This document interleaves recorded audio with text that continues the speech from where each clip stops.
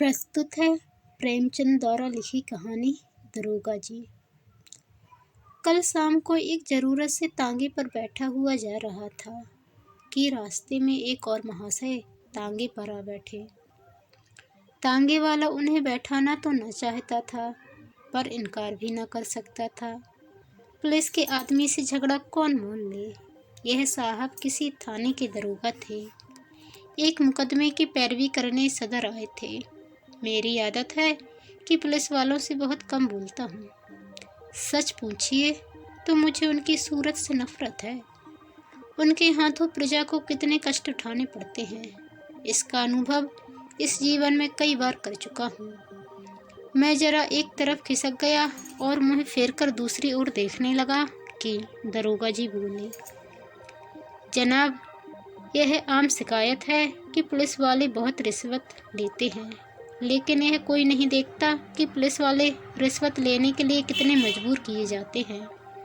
अगर पुलिस वाले रिश्वत लेना बंद कर दें तो मैं हलफ से कहता हूँ, ये जो बड़े बड़े ऊंची पगड़ियों वाले रईस नज़र आते हैं, सब के सब जेल खाने के अंदर बैठे दिखाई दें। अगर हर एक मामले का चालान करने लगे तो दुनिया पुलिस वालों को और भी बदनाम करे।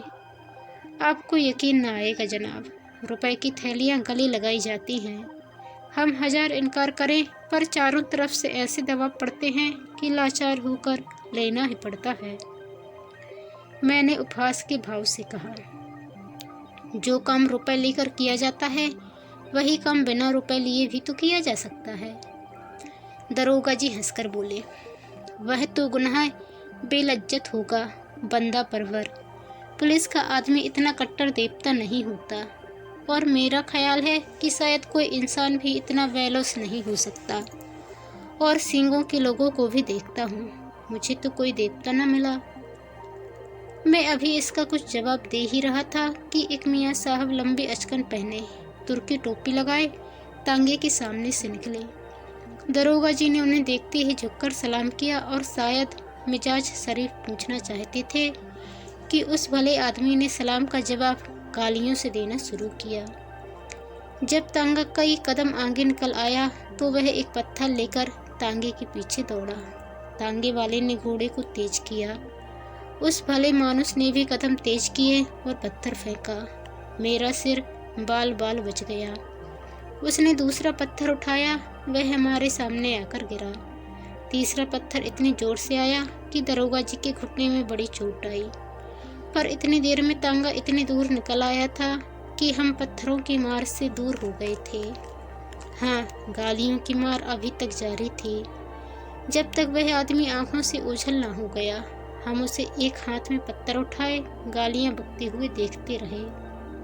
जब जरा चित्त शांत हुआ, मैंने दरोगा जी से पूछा, यह कौन आदमी है साहब, कोई पागल तो नहीं है? दरोगा जी ने घुटने को सहलाते हुए कहा, पागल नहीं है साहब, मेरा पुराना दुश्मन है। मैंने समझा था जालिम पिछली बातें भूल गया होगा, वरना मुझे क्या पड़ी थी कि सलाम करने जाता। मैंने पूछा, आपने इसे किसी मुकदमे में सजा दिलाई होगी? बड़ी लंबी दास्तान है जनाब, बस इतना ही समझ लीजिए कि इसका बस चले तो मुझे जिंदा ही निकल जाए। आप तो शौक की आग को और भड़का रहे हैं। अब तो वह दास्तान सुने बगैर तस्कीन न होगी। दरोगा जी ने पहलू बदलकर कहा, अच्छी बात है, सुनिए। कई साल हुए मैं सदर में ही तैनात था। बेफिक्री के दिन थे, ताज़ा खून। एक मासूम से आंख लड़ गई। आमदरफ्त शुरू हुई। अब भी जब उस हसीना की याद आती है तो आंखों में आंसू निकल आते हैं। बाजारू औरतों में इतनी हया, इतनी वफा, इतनी मुरब्बत मैंने नहीं देखी। 2 साल उसके साथ इतने लुत्फ से गुजरे कि आज भी उसकी याद करके रोता हूँ, मगर किस्से को बढ़ाऊंगा नहीं, वरना अधूरा ही रह जाएगा। मुख्तसर यह है कि 2 साल के बाद मेरे तबादले का हुक्म आ गया। उस वक्त दिल को जितना सदमा पहुंचा, उसका जिक्र करने के लिए दफ्तर चाहिए। बस यही जी चाहता था कि इस्तीफा दे दूं। उस हसीना ने यह खबर सुनी तो उसकी जान से निकल गई। सफ़र की तैयारी के लिए मुझे 3 दिन मिले थे। ये 3 दिन हमने मंसूबे बांधने में काटे। उस वक्त मुझे अनुभव हुआ कि औरतों को अक्ल से खाली समझने में हमने कितनी बड़ी गलती की है। मेरे मंसूबे सेक चिल्ली कैसे होते थे, कलकत्ते भाग चले, वहाँ कोई दुकान खोल दे या इसी तरह कोई दूसरी तजवीज़ करता, लेकिन वह यही जवाब देती कि अभी वहाँ जाकर अपना काम करो, जब मकान का बंदोबस्त हो जाए तो मुझे बुला लेना, मैं दौड़े चली आऊँगी। आखिर जुदाई की घड़ी आई। मुझे मालूम होता था कि अब जान न बचेगी। गाड़ी का वक्त निकला जाता था और मैं उसके पास से उठने का नाम न लेता था, मगर मैं फिर किस्से को तूल देने लगा। खुलासा यह कि मैं उसे 2-3 दिन में बुलाने का वादा करके रुखसत हुआ, पर अफसोस वे 2-3 दिन कभी न आए। पहले 10-5 दिन तो अफसरों से मिलने और इलाके की देखभाल में गुजरे। इसके बाद घर से खत आ गया कि तुम्हारी शादी तय हो गई, रुखसत लेकर चले आओ। शादी की खुशी में उस वफा की देवी की मुझे फिक्र न रही। शादी करके महीने भर बाद लौटा तो बेबी साथ थी। रही सही याद भी जाती रही। उसने 1 महीने के बाद एक खत भेजा, पर मैंने उसका जवाब न दिया। डरता रहता था कि कहीं एक दिन वह आकर सिर पर सवार न हो जाए, फिर बीवी को मुंह दिखाने लायक भी न रह जाऊं। साल भर के बाद मुझे एक काम से सदर आना पड़ा। उस वक्त मुझे उस औरत की याद आई। सोचा जरा चलकर देखना चाहिए किस हालत में है। फौरन अपने खत न भेजने और इतने दिनों तक न आने का जवाब सोच लिया और उसके द्वार पर जा पहुंचा। दरवाज़ा साफ सुथरा था, मकान की हालत भी पहले से अच्छी थी। दिल की खुशी हुई कि इसकी हालत उतनी खराब नहीं है जितनी मैंने समझी थी, और क्यों खराब होने लगी। मुझ जैसी दुनिया में क्या और आदमी ही नहीं है। मैंने दरवाज़ा खटखटाया। अंदर से वह बंद था। आवाज़ आई, कौन है? मैंने कहा। वह इतनी जल्दी भूल गई? मैं हूँ बसीर। कोई जवाब न मिला।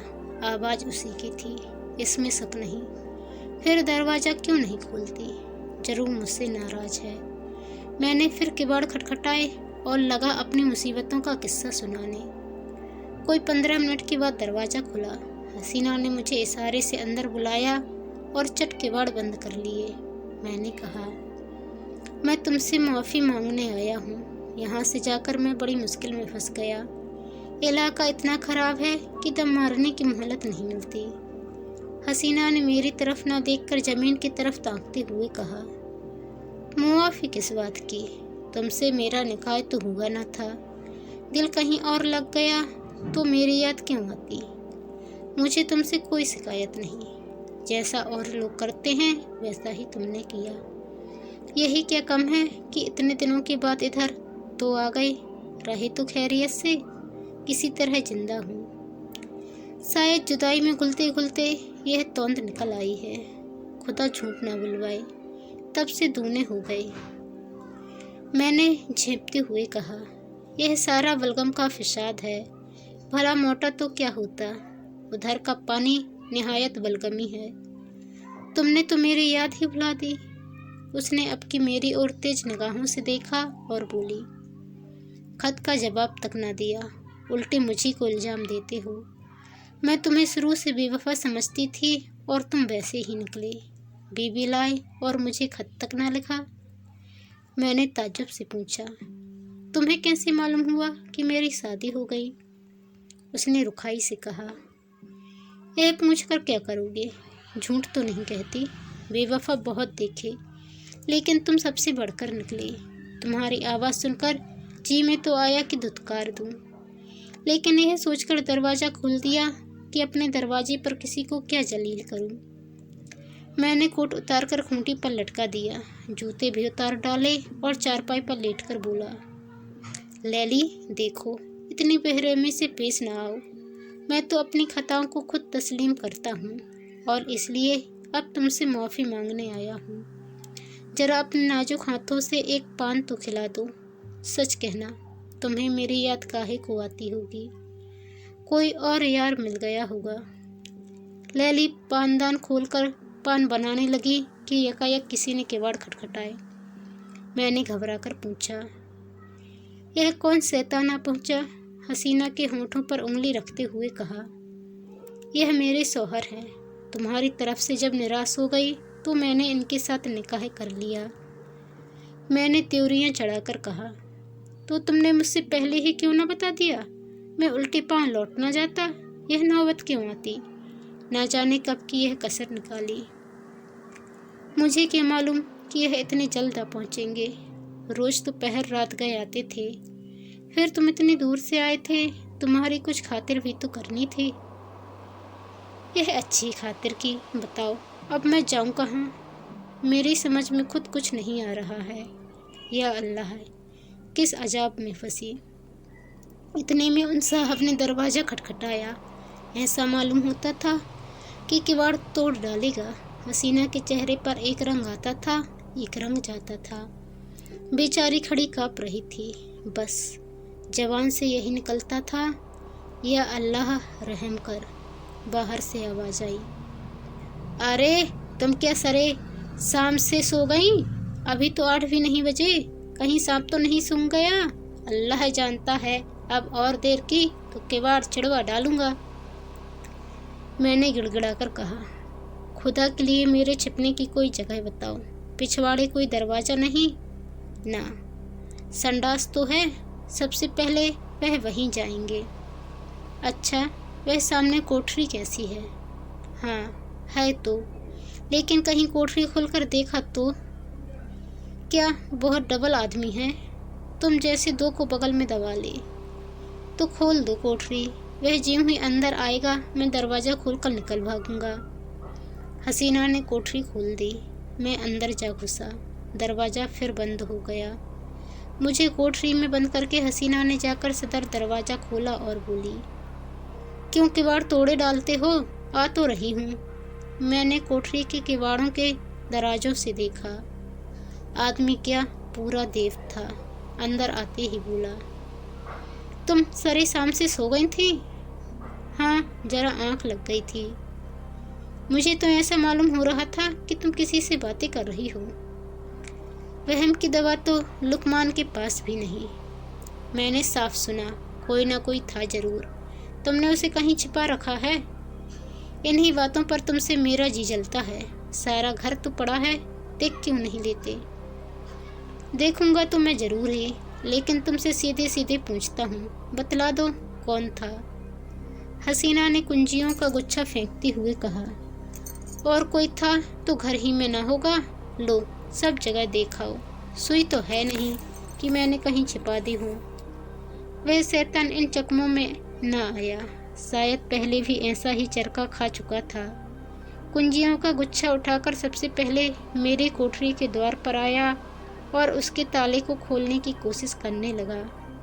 गुच्छे में उस ताले की कुंजी न थी। बोला, इस कोठरी की कुंजी कहाँ है? हसीना ने बनावटी ताज्जुब से कहा, अरे तो क्या उसमें कोई छिपा बैठा है? वह तो लड़कियों से भरी पड़ी है, लकड़ियों से भरी पड़ी है। तुम कुंजी दे दो ना। तुम भी कभी कभी पागलों के ऐसे काम करने लगते हो। अंधेरे में कोई सांप बिच्छू निकल आए तो? ना भैया, मैं उसकी कुंजी ना दूंगी। बला से सांप निकल आएगा, अच्छा ही हो निकल आए। इस बेहयाई की जिंदगी से तो मौत ही अच्छी। हसीना ने इधर उधर तलाश करके कहा, ना जाने उसकी कुंजी कहाँ रख दी, ख्याल नहीं आता। इस कोठरी में तो मैंने और कभी ताला नहीं देखा। मैं तो रोज लगाती हूँ, शायद कभी लगाना भूल गई हूँ। तो नहीं कह सकती। तो तुम कुंजी ना दोगी? कहती तो हूँ, इस वक्त नहीं मिल रही है। कहे देता हूँ, कच्चा ही खा जाऊंगा। अब तक तो मैं किसी तरह जब्त किए खड़ा रहा। बार बार अपने ऊपर गुस्सा आ रहा था कि यहाँ क्यों आया। ना जाने यह शैतान कैसे पेश आए, कहीं तेज में आकर मार ही ना डाले। मेरे हाथों में तो कोई छुरी भी नहीं। या खुदा, अब तू ही मालिक है। दम रोके हुए खड़ा था कि एक पल का भी मौका मिले तो निकल भागूं। लेकिन जब उस मरदूद ने किवाड़ों को जोर से धमधमाना शुरू किया, तब तो रूहें ही फना हो गई। इधर उधर निगाहें डाली कि किसी कोने में छिपने की जगह है या नहीं। किवाड़ के दराजों से कुछ रोशनी आ रही थी। ऊपर जो निगाहें उठाई तो एक मचान सा दिखाई दिया। डूबते को तिनके का सहारा मिल गया। उचक्कर चाहता था कि ऊपर चढ़ जाऊं कि मचान पर एक आदमी को बैठे देखकर उस हालत में मेरे मुंह से चीख निकल गई।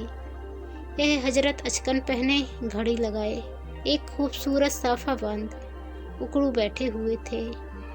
अब मुझे मालूम हुआ कि मेरे लिए दरवाज़ा खोलने में हसीना ने इतनी देर क्यों की थी। अभी इनको देख ही रहा था कि दरवाजे पर मूसल की चोटें पड़ने लगी। मामूली किवाड़ तो थे ही, 3-4 चोटों में दोनों किवाड़े नीचे आ रहे और वह मरदूद लालटेन लिए कमरे में घुसा। उस वक्त मेरी क्या हालत थी इसका अंदाज आप खुद कर सकते हैं। उसने मुझे देखते ही लालटेन रख दी और मेरी गर्दन पकड़कर बोला, अच्छा आप यहाँ तशरीफ़ रखते हैं, आइए आपकी कुछ खातिर करूँ। ऐसे मेहमान रोज़ कहाँ मिलते हैं। यह कहते हुए उसने मेरा एक हाथ पकड़कर इतने ज़ोर से बाहर की तरफ ढकेला कि मैं आंगन में औंधा जा गिरा। उस शैतान की आंखों से अंगारे निकल रहे थे। मालूम होता था उसके होंठ मेरा खून चूसने के लिए बड़े आ रहे हैं। मैं अभी ज़मीन से उठने भी न पाया था कि वह कसाई एक बड़ा सा तेज छुरा लिए मेरी गर्दन पर आ पहुंचा। मगर जनाब, हूँ पुलिस का आदमी। उस वक्त मुझे एक चाल सूझ गई। उसने मेरी जान बचा ली, वरना आज आपके साथ तांगे पर न बैठा होता। मैंने हाथ जोड़कर कहा, हुजूर मैं बिल्कुल बेकसूर हूँ, मैं तो मीर साहब के साथ आया था। उसने गरज कर पूछा, कौन मीर साहब? मैंने जी कड़ा करके कहा, वही जो मचान पर बैठे हुए हैं। मैं तो हुजूर का गुलाम ठहरा, जहाँ हुक्म पाऊंगा उनके साथ जाऊंगा, मेरी इसमें क्या खता है। अच्छा तो कोई मीर साहब मचान पर भी तशरीफ़ रखते हैं? उसने मेरा हाथ पकड़ लिया और कोठरी में जाकर मचान पर देखा। वह हजरत सिमटे सिमटाए भीगी बिल्ली बने बैठे थे।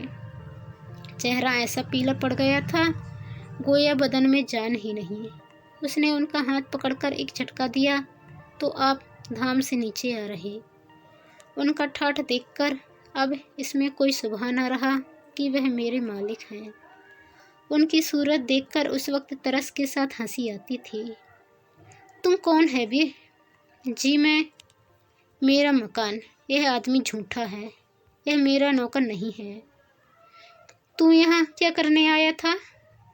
मुझे यही बदमाश मेरी तरफ देखकर धोखा देकर लाया था। यह क्यों नहीं कहता कि मुझे उड़ाने आया था? दूसरों पर इल्जाम रखकर अपनी जान बचाना चाहता है सूअर।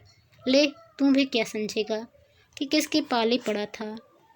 यह कहकर उसने उसी तेज छुरे से उन साहब की नाक काट ली। मैं मौका पाकर बेतहाशा भागा, लेकिन हाय हाय की आवाज़ मेरे कानों में आ रही थी। इसके बाद उन दोनों में कैसी छनी, हसीना के सिर पर क्या आफत आई, इसकी मुझे कुछ खबर नहीं। मैं तब से 20 बार सदर आ चुका हूँ, पर उधर भूलकर भी नहीं गया। ये पत्थर फेंकने वाले हजरत वही हैं जिनकी नाक कटी थी। आज न जाने कहाँ से दिखाई पड़ गए और मेरी सामत आई कि उन्हें सलाम कर बैठा। आपने उनकी नाक की तरफ शायद ख्याल नहीं किया। मुझे अब ख्याल आया कि उस आदमी की नाक कुछ चिपटी थी। बोला, हाँ नाक कुछ चिपटी तो थी, मगर आपने उस गरीब को बुरा चरका दिया। और करता ही क्या, ज़रूर दबा लेते, मगर चोर का दिल आधा होता है। उस वक्त अपनी अपनी पड़ी थी कि मुकाबला करने की सोचती। कहीं उस रमझल्ले में धर लिया जाता तो आबरू लग जाती और नौकरी से अलग हाथ होता। मगर अब इस आदमी से होशियार रहना पड़ेगा। इतने में चौक आ गया और हम दोनों ने अपनी अपनी राहें ली। तो दोस्तों, आपको ये कहानी कैसी लगी कमेंट कर ज़रूर बताइए। यदि चैनल पर नए आए हैं तो प्लीज़ चैनल को सब्सक्राइब कर बेल आइकन को क्लिक कर लीजिए। धन्यवाद। जय हिंद।